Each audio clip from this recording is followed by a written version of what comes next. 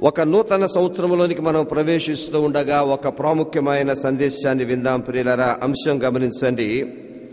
క్రొత్త సంవత్సరములో పురోభివృద్ధి అనంటే అభివృద్ధి. ఈ నూతన సంవత్సరములో మనల్ని, మన కుటుంబాలను యేసు ప్రభు అద్భుతముగా ఆశీర్వదించనై ఉన్నారు. ఈ 2015 ఎలాంటి ప్రత్యేకమైన సంవత్సరముగా ప్రభు మనకు అనుగ్రహించనై ఉన్నారు. వాస్తవానికి ఒక్కొక్క సంవత్సరం గతిస్తూ ఉండగా జీవితాలు, కుటుంబాలు పైకి ఎదగాలి. పోయిన సంవత్సరము కన్నా ఈ నూతన సంవత్సరములో మనం ఇంకా సమృద్ధివంతంగా జీవించాలి. పోయిన సంవత్సరము కన్నా ఇంకా బాగా బ్రతకాలి. పోయిన సంవత్సరములో ఏ వాగ్దానాలైతే నెరవేరలేదో నూతన సంవత్సరములో ఆ వాగ్దానాలు నెరవేరాలి. ఆ వాగ్దానాల ద్వారా మనం ఎంతో ఆశీర్వదింపబడాలి. పోయిన సంవత్సరం పొందిన దీవెనల కన్నా ఈ నూతన సంవత్సరం ఇంకా ఆశీర్వదింపబడాలి. ఇదే వాగ్దానం చేస్తున్నారు. కాలానికి పురోభివృద్ధినిచ్చే శక్తి సామర్థ్యాలు లేవు. అయితే వినండి, కాలము అవకాశాలు ఇస్తుంది. ఆ కాలాన్ని మనం సద్వినియోగం చేసుకుంటామా హెచ్చింపబడతాం. ఆ కాలాన్ని మనం దుర్వినియోగం చేస్తామా పోయిన సంవత్సరం కన్నా క్రొత్త సంవత్సరంలో ఇంకా తగ్గిపోతాం. చూడండి, ఎఫెసీ పత్రిక 5వ అధ్యాయం 15వ వచనములో, దినములు చెడ్డవి గనుక మీరు సమయమును పోనీయక సద్వినియోగము చేసుకొనుచు అజ్ఞానుల వలె కాక జ్ఞానుల వలె నడుచుకొనున్నట్లు జాగ్రత్తగా చూచుకొనుడి. Very beautiful. అందుకు బైబిల్ అంటే చూడండి, మీరు అజ్ఞానుల వలె కాక జ్ఞానుల వలె నడుచుకున్నట్లు జాగ్రత్తగా చూచుకొనుడి. మన జీవితాల్లో ప్రియులారా జ్ఞానాన్ని విత్తాలి. ఇది లోకములో ఉన్న జ్ఞానము కాదు, పుస్తకాల్లో ఉన్న జ్ఞానము కాదు. ఇది జ్ఞానము, దేవుని జ్ఞానం, బైబిల్లో ఉన్న జ్ఞానం. జీవితంలో రెండు ఉంటాయి, జ్ఞానము, అజ్ఞానం. క్రొత్త సంవత్సరం అంతా అజ్ఞానంగా జీవిస్తే, తప్పుడు తీర్మానాలు చేసుకుంటే, తప్పుడు మార్గాల్లోనికి వెళితే, తప్పుడు అలవాటుల్లోనికి మనము వెళితే, ఆ అజ్ఞానము నూతన సంవత్సరం అంతా మనల్ని చీకటిమయం చేస్తుంది. శ్రమలు, కష్టాలు, ఇబ్బందులు వస్తాయి. ముందున్న సంవత్సరం కన్నా భయంకరమైన సమస్యలు ఎక్కువైపోతాయి. అది మన చేతుల్లో ఉన్నది. అజ్ఞానంగా నడుస్తామా, క్రొత్త సంవత్సరం వచ్చి కూడా ఏమీ లాభం ఉండదు. పోయిన సంవత్సరం కన్నా ఇంకా భయంకరమైన సంవత్సరంగా తయారవుద్ది. ఈ నూతన సంవత్సరములో ప్రభు ఇచ్చే మనకు సందేశం వినండి, జ్ఞానుల వలె జీవించండి. ప్రేమైన సంగమా, ఆ జ్ఞానమంతా కూడా దేవుని వాక్యములో ఉన్నది. యేసు ప్రభు బోధల్లో ఉన్నది, ఆయన మాటల్లో ఉన్నది. అందుకే ప్రభు అన్నారు, ఈ నా మాటల మీద తన ఇల్లు కట్టుకొనిన వాడు బుద్ధిమంతుని పోలి ఉండును. అంటే జ్ఞానం. మంచి పునాది మీద తన జీవితాన్ని కట్టుకున్న వాడిని పోలి ఉండును. వరదలు వచ్చెను, వాన వచ్చెను, తుఫాను వచ్చెను, అది కూలిపోలేదు. ఈ నూతన సంవత్సరంలో ఒక సంఘంగా మనం ఎక్కువ ప్రాధాన్యత దేవుని వాక్యానికి ఇద్దాం. ఇక్కడ మీరు వినే ప్రసంగాలకు మీరు ఇవ్వండి. ఎందుకు? ఈ ప్రసంగాల్లో జీవిత సూత్రాలు బోధిస్తాం. How to live a victorious life. దేవుని వాక్యము, దేవుని జ్ఞానము, అందులో జీవమున్నది, అందులో పురోభివృద్ధి ఉన్నది, అందులో ఆశీర్వాదాలు ఉన్నాయి, అందులో జీవిత జ్ఞానం ఉన్నది. ప్రియులారా, ఆ జ్ఞానాన్ని పొంది జీవితములో అడుగడుగున ఆ జ్ఞానాన్ని అనుసరిస్తే చాలు, అద్భుతముగా విత్తిన వారం అవుతాం. ఆ జ్ఞానాన్ని విత్తిన వారం అవుతాము గనక ఆ జ్ఞానమే ఈ నూతన సంవత్సరంలో పురోభివృద్ధినిచ్చి మిమ్మల్ని, నన్ను ఎంతగానో ఆశీర్వదిస్తుంది. వాక్యానుసారముగా నేను 3 అమూల్యమైన సత్యాలు మీకు చూపించనయున్నాను. నంబర్ 1, 2015 సమృద్ధివంతమైన సంవత్సరముగా అనుగ్రహిస్తానని యేసు ప్రభు వాగ్దానము చేస్తున్నారు. కీర్తనలు 65:11 వచనం చదువుతున్నాను. సంవత్సరమును నీ దయా కిరీటము ధరింపచేస్తున్నావు. ఇక్కడ దయా కిరీటం అంటే ట్రాన్స్లేషన్ లో కొంచెము తేడా ఉన్నది. ఆ క్లారిఫికేషన్ మీకు ఇస్తాను. హెబ్రీ భాషలో టోబ్ అన్న మాట వాడారు. ఇంగ్లీష్ ట్రాన్స్లేషన్స్ టోబ్ అన్న మాటను చాలా యాక్యురేట్ గా ట్రాన్స్లేట్ చేశాయి. హెబ్రీ భాషలో టోబ్ అంటే ప్రియులరా ద గుడ్నెస్ ఆఫ్ గాడ్, దేవుని యొక్క మంచి. ఆ వాక్యాన్ని బట్టి చెప్పుకోవాలనంటే సంవత్సరమును నీవు మంచితో, దానిలో మంచిని నీవు ధరింపచేస్తున్నావు. Goodness of the lord. ఇంకో మంచి మాట ఉన్నది, బౌంటీ లేకపోతే అబండెన్స్.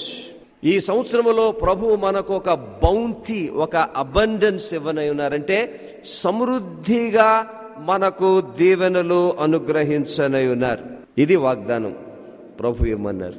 ఈ 65వ కీర్తన మనం పఠిస్తే అక్కడ ఎలాంటి సమృద్ధి, ఎలాంటి అభివృద్ధి దేవుడు మనకు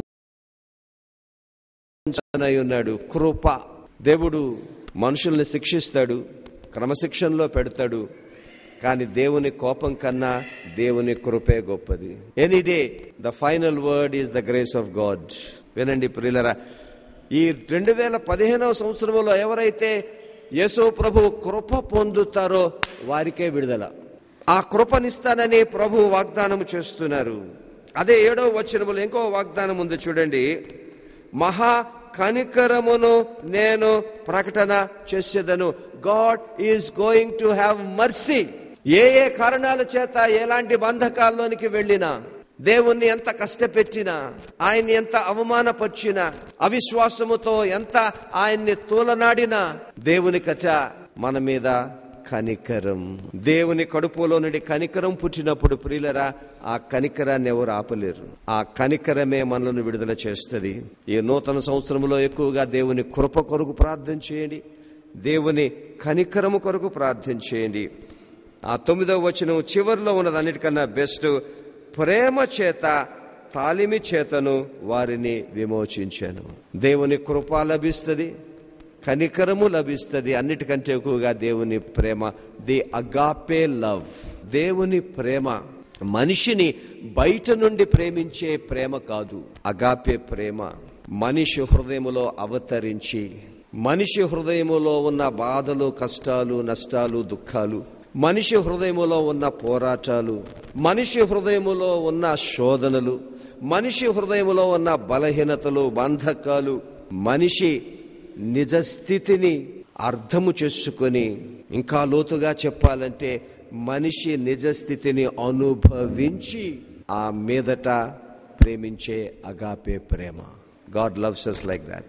He knows our inner struggles. మన బలహీనతలు, మన కష్టాలు, మన కన్నీళ్లు, మన హృదయ వేదనలు, మన పోరాటాలు, మన శోధనలు ఆయన అన్ని ఎరిగిన వాడు. కానీ యేసు ప్రభు ఎప్పుడు మర్చిపోవద్దు ప్రియులరా, ఆయన పాపాన్ని ఖండిస్తారు, పాపిని ప్రేమిస్తారు. మనిషిలో ఉన్న పాపాన్ని ఆయన ఎప్పుడు ఒప్పుకోరు. పర్వాలేదులే అని ఎప్పుడు అనరు. పరివర్తన రావాలి, మార్పు రావాలి, విడుదల రావాలి. ఆ విడుదల కూడా నేనే ఇస్తాను నీవు అంగీకరిస్తే. నా ప్రేమను బట్టి నిన్ను విమోచిస్తాను. 2014వ సంవత్సరంలో ఏ బంధకాల్లో నుండి వచ్చామో నాకు తెలియదు. ఆర్థిక బంధకాలు కావచ్చు, అనారోగ్యం అన్న బంధకము కావచ్చు, పాపం అన్న బంధకము కావచ్చు, ఆధ్యాత్మిక పసితనం అన్న బంధకము కావచ్చు, అవిధేయత అన్న బంధకము కావచ్చు, ఏదో ఒక సైతాను శోధన, లేకపోతే ఒక మానసిక రుగ్మత అన్న బంధకము కావచ్చు. యేసు ప్రభు అంటున్నారు, ఇదిగో నీ హృదయంలోనికి నేను వచ్చి నీవు నీ సమస్యను చూసినట్లు నేను కూడా చూస్తున్నాను. నేను నీకు సాయం చేస్తాను, భయపడొద్దు. 2015వ సంవత్సరంలో ప్రతి బంధకం నేను విడిపిస్తాను. ఎప్పుడైతే బంధకుని విడుదల వస్తుందో, స్వాతంత్ర్యము, స్వేచ్ఛ వచ్చినప్పుడు వెలుగు వస్తుంది. ఆ వెలుగులోంచి జీవం వస్తుంది. ఆ జీవంలోండి ఆశీర్వాదాలు వస్తాయి ప్రియులరా. 14వ వచనములో ఇంకొక అన్నిటికన్నా అద్భుతమైన ఇంకొక దీవెన ఉంది చూడండి. యెహోవా ఆత్మ వారికి విశ్రాంతి కలుగ చేశాను. న్యూ ఇయర్ అంతా కూడా నీ హృదయానికి గాయాలు తగులుతాయి. మనుషులు నిన్ను నొప్పిస్తారు, నిన్ను బాధ పెడతారు, కించుపరుస్తారు, అవమానపరుస్తారు. Your heart will be hurt. But this new year, ఎంత గొప్ప విడుదల ఇస్తాను అని అంటే, నా పరిశుద్ధాత్మ ద్వారా ఎంత కష్టము కలిగినా నేను నిన్ను ఆదరిస్తాను, ధైర్యపరుస్తాను, ముందుకు నడిపిస్తాను. అయితే వినండి ప్రియులారా, దేవుడైన యెహోవా బబులోను చెర నుండి ఇశ్రాయేలు ప్రజలను ఎప్పుడు విడిపించాడు? ఈ వాగ్దానాలను చేశాడు, వెరీ గుడ్. కానీ ఎప్పుడు విడిపించాడో నేను మీకు చదివి వినిపిస్తాను చూడండి. 17వ వచనములో యెహోవా నీ మార్గములను తప్పి తిరుగునట్లుగా మమ్మును ఎందుకు తొలగజేసితివి? నీ భయము విడుచునట్లు మా హృదయములను నీవెందుకు కఠినపరిచితివి? ఇక్కడ చదవడానికి కొంచెం విచిత్రంగా ఉంటుంది. దేవుడే తప్పుడు మార్గాల్లో ఇశ్రాయేలు ప్రజలు నడిపించాడు అన్న భావం, దేవుడే వారికి భయము లేకుండా చేశాడు అన్న భావం కరెక్ట్ గా మనం అర్థం చేసుకోవాలని అంటే భాష ప్రకారం ప్రియులరా, వారి హృదయ కాఠిన్యానికి విడిచిపెట్టాడు, భయము లేని స్థితికి విడిచిపెట్టాడు. విడిచిపెట్టడము ఒక వంతు, భయము లేకుండా చేయడం ఇంకొక వంతు. ఇదిగో ఎన్నిసార్లు గద్దించినా వారు తిరగటం లేదు నా వైపు, గనుక నాకు విసుగొచ్చేసింది, నేను వదిలేస్తున్నా. అట్టి పరిస్థితిలో ఇశ్రాయేలు ప్రజలు గ్రహించి, వినండి ప్రియులరా, మరల దేవుని మార్గములో నడవడం మొదలు పెట్టారు. అప్పుడు విడుదల వచ్చింది. మరల దేవుని మీద మంచి భయము కలిగి ఉన్నారు. అప్పుడు విడుదల వచ్చింది. నేటికి ఇదే వాక్యం మనందరికీ. ఈ నూతన సంవత్సరములో ప్రతి భయంకరమైన బంధకం నుండి మీరు నేను విడుదల పొందాలి అంటే ఈ రెండే. ప్రభు మార్గము తప్పేమా, మళ్ళా ప్రభు మార్గములోనికి రావాలి. ప్రభువు పట్ల భయము లేని స్థితిలో విచ్చలవిడిగా శరీరేచ్ఛలు నెరవేర్చుకున్నామా, భయముతో ప్రభువుకు సమర్పించుకొని మరలా పరిశుద్ధ మార్గములో జీవించాలి. అప్పుడు విడుదల వస్తుంది. ఎలాంటి సంవత్సరం ఇస్తున్నారు ప్రియులరా? సమృద్ధివంతమైన సంవత్సరం. నంబర్ 2, మంచి విముక్తి, విడుదల కలిగిన సంవత్సరం. ఈ మూడవది అన్నిటికన్నా బెస్ట్. ఇర్మియా 14:19 మనం చూస్తే అక్కడ మంచి మాట ఉన్నది. స్వస్థత సంవత్సరముగా 2015 మీకు నేను ఇవ్వనయున్నాను. ఇర్మియా 13:19 మనం చూస్తే అక్కడ ఒక మంచి మాట ఉంది చూడండి. చికిత్స కలుగు కాలము కొరకు కనిపెట్టుచున్నాము గాని భీతి కలిగి ఉన్నది. దీని కాంటెక్స్ట్ కూడా చెప్తున్నాను వినండి. ఇశ్రాయేలు ప్రజలు తిరుగుబాటు కారణంగా ఇశ్రాయేలు ప్రజల మధ్యకు భయంకరమైన కరువు వచ్చింది. ఫ్యామిన్, వర్షాలు లేవు, భూములు ఎండిపోయాయి, బావులు ఎండిపోయాయి. వారి పశువులకు వారి గొర్రెలకు నీళ్లు లేవు. ఎక్కడ పడితే గొర్రెలు పశువులు చచ్చిపోతున్నాయి. పంటలు పండడం లేదు. భయంకరమైన కరువు వచ్చేసింది. ఎందుకు వచ్చింది? ఇశ్రాయేలు ప్రజలు దేవుని పట్ల తిరుగుబాటు చేశారు. ఈ భయంకరమైన దుస్థితిలో ఇశ్రాయేలు ప్రజలు ఉన్నప్పుడు తప్పుడు బోధకులు వచ్చారు, తప్పుడు ప్రవక్తలు వచ్చారు. వారేం చెప్తున్నారు? మీ జీవితంలో ఈ కరువు తొలగిపోద్ది, మళ్ళీ వర్షాలు వస్తాయి, అన్ని బాగుంటాయి. ఇదిగో ఇర్మియా ప్రవచన చేస్తున్నారు, యెహోవా వైపు తిరగమంటున్నాడు, తిరిగే అవసరము లేదు. మళ్ళా నిబంధన కిందకి రమ్మంటున్నాడు ఇర్మియా, మళ్ళీ వచ్చే అవసరము లేదు. మీ తిరుగుబాటులోనే మీరు కొనసాగండి, మంచి రోజులు వస్తాయి. మీ అవిధేయతలోనే కొనసాగండి, మంచి రోజులు వస్తాయి. ఎంత ఆశ్చర్యం అండి! ఆనాడు ఆ ప్రవక్తలు చేసిన ఆ బోధ ఈనాడు ఈ తప్పుడు ప్రవక్తలు ఇదే చేస్తున్నారు. వీళ్ళు ఇదే చెప్తున్నారు. ఆశీర్వాదాల వంతట అవే వచ్చేస్తాయి, స్వస్థతల వంతట అవే వచ్చేస్తాయి. ధర్మశాస్త్రము లేదు, మీరు కృప కింద ఉన్నారు. ఎంతమంది భయంకరమైన తప్పుడు బోధలు చేస్తున్నారు. Same thing. అయితే అక్కడ ఒక మాట అంటాడండి యెహోవా దేవుడు, ఈ తప్పుడు బోధకులను నేను హతమారుస్తాను, వారిని అనుసరించే వారిని కూడా నేను హతమారుస్తాను. చాలా జాగ్రత్తగా ఉందాం ప్రియులారా. కానీ a year of healing, healing for the body, healing for the mind, healing for the soul. శారీరక, మానసిక, ఆధ్యాత్మిక స్వస్థత మనం పొందినప్పుడే విల్ హ్యావ్ వెల్ బీయింగ్, జీవించదగిన జీవితాలు కలిగి ఉంటాం. శారీరకంగా అనారోగ్యంగా ఉన్నా, మానసికంగా అనారోగ్యంగా ఉన్నా, ఆధ్యాత్మికంగా అనారోగ్యంగా ఉన్నా జీవితాలను ఈడ్చుకుంటూ ముందుకు వెళ్ళవలసిందే గాని అందులో సారం ఉండదు, సారాంశం ఉండదు, అందులో జీవం ఉండదు, అందులో ఉజ్జీవం ఉండదు. అవి జీవించదగిన జీవితాలు కానే కావు. ఎప్పుడు దేవుని స్వస్థత రావాలి. ఎప్పుడు వస్తుంది చూడండి ప్రియులరా. ఆ 7వ వచనములో 2 మాటలు చెప్పి నేను ముగిస్తాను. ఇశ్రాయేలు ప్రజలు ఎందుకు